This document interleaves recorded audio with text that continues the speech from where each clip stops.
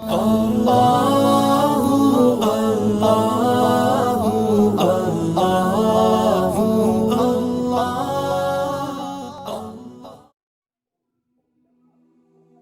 کا ایک پیشوا مالک بن سیف مسلمانوں کے دلوں میں بہت زیادہ شکوک ڈالا کرتا، کہتا یہ کتاب وہ نہیں ہے جس کی خبر گزشتہ آسمانی کتابوں میں دی گئی۔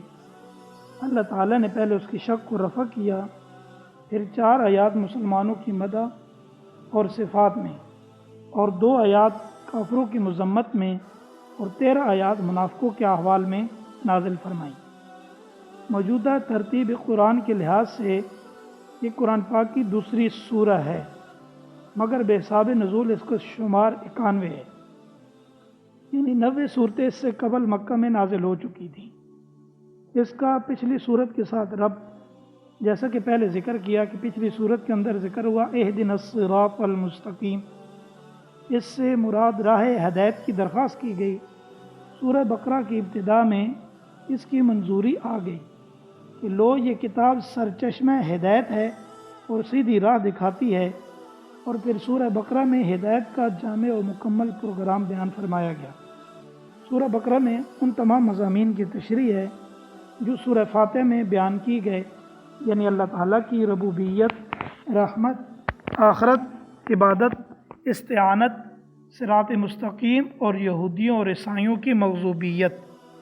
حروف مقطعات، سورہ کے شروع میں ذکر کیا تھا کہ یہ حروف مقطعات ہوتے ہیں مختلف صورتوں کے شروع میں جن کو علیحدہ علیحدہ کر کے پڑھا جاتا ہے، جیسے الف لام میم، ہا میم، یا سین، کاف ہا یا عین صاد۔ ان کو حروف مقطعات یعنی قطع قطع کر کے جدا جدا کر کے پڑھا جاتا ہے۔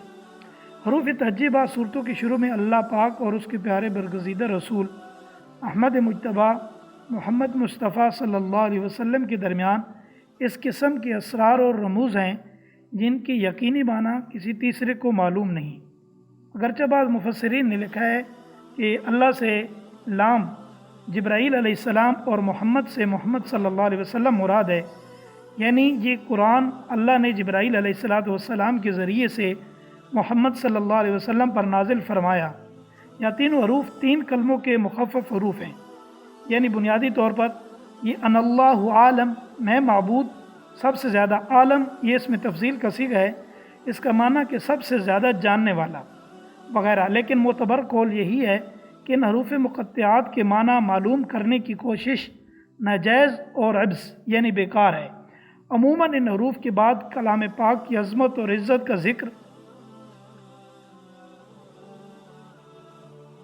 ہے، جس سے یہ بات قوی معلوم ہوتی ہے کہ حروف اس لیے لائے گئے کہ لوگ اس کے مقابلے سے عاجز ہیں۔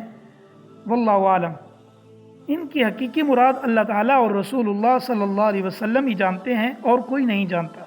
ہاں، حضرت صلی اللہ علیہ وسلم نے یہ سمجھتے ہوئے کہ ان کے مطلب نہ بتانے سے ضروریات دین میں کوئی حرج واقعہ نہیں ہوتا، اس لیے آپ نے کچھ صراحت نہیں فرمائی۔ الغرض ان حروف کے متعلق یہی عقیدہ رکھے کہ یہ کلام الہی ہے اور یہ اللہ تعالیٰ کی طرف کے اسرار ہیں۔ ہمیں ان پر ایمان لانا چاہیے کہ یہ اللہ تعالیٰ کی طرف سے آئے ہیں، اور جس طرح آئے ان کی تلاوت کرنا چاہیے اور ان کے معنی کی تفشیش میں نہ پڑھنا چاہیے۔ واللہ عالم بحقیقتہ لا ریب۔